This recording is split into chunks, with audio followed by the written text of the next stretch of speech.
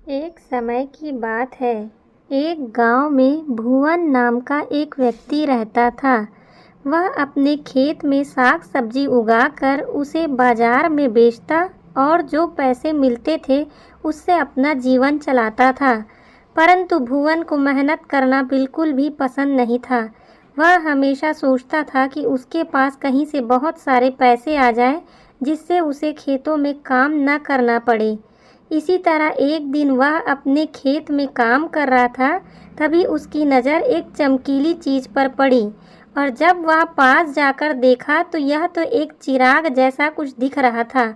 वह उस चिराग को हाथ में पकड़ता है और उसमें लगी मिट्टी को साफ करने लगता है, जिसकी रगड़ से वहाँ एक जिन प्रकट होता है और जिन कहता है, क्या हुक्म है मेरे आका। तभी भुवन इसको देखकर अचानक घबरा जाता है और उसे समझ में नहीं आता है कि ये क्या हो रहा है और वह थोड़ी देर बाद पूछता है, कौन हो तुम और कहाँ से आए हो और क्यों आए हो। तब जिन कहता है, मैं इस चिराग का जिन हूँ और जिसके हाथ में यह चिराग होता है मैं उसकी इच्छाएं पूरी करता हूँ। तो कहिए क्या हुक्म है मेरे आका। तब भुवन कहता है, अगर ऐसा है तो मुझे खूब सारा सोना चांदी धन दौलत रुपया पैसा दे दो। जिन कहता है, जो हुक्म है मेरे आका। और इतना कहते ही वहाँ खूब सारा धन दौलत रुपया पैसा आ जाता है, जिसे देखकर भुवन की खुशी का ठिकाना नहीं रहता। वह बहुत ज़्यादा खुश हो जाता है कि अब उसे मेहनत नहीं करना पड़ेगा। इसी तरह अगले दिन भुवन जिन से कहता है, मुझे एक आलीशान घर लाकर दो। तब जिन कहता है, जो हुक्म मेरे आका।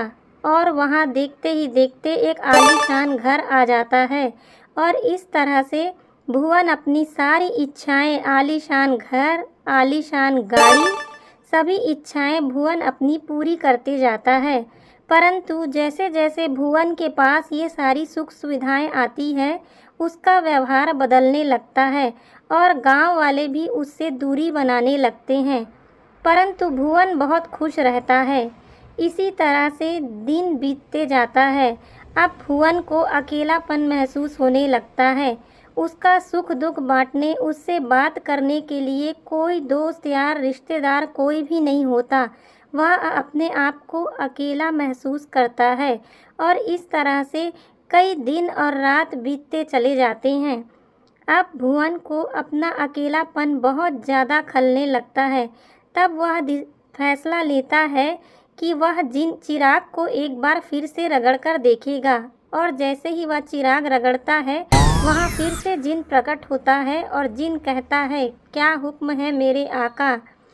तब भुवन कहता है कि मुझे अपनी पुरानी ज़िंदगी फिर से लौटा दो, जिसमें मेरे दोस्त यार रिश्तेदार और सभी अपनों का साथ हो। और जिन कहता है, जो हुक्म मेरे आका। और इतना कहते ही भुवन अपनी पुरानी ज़िंदगी में वापस लौट जाता है और भुवन को समझ में आता है कि सच्चा सुख मन में संतोष और अपनों के साथ से ही मिलता है।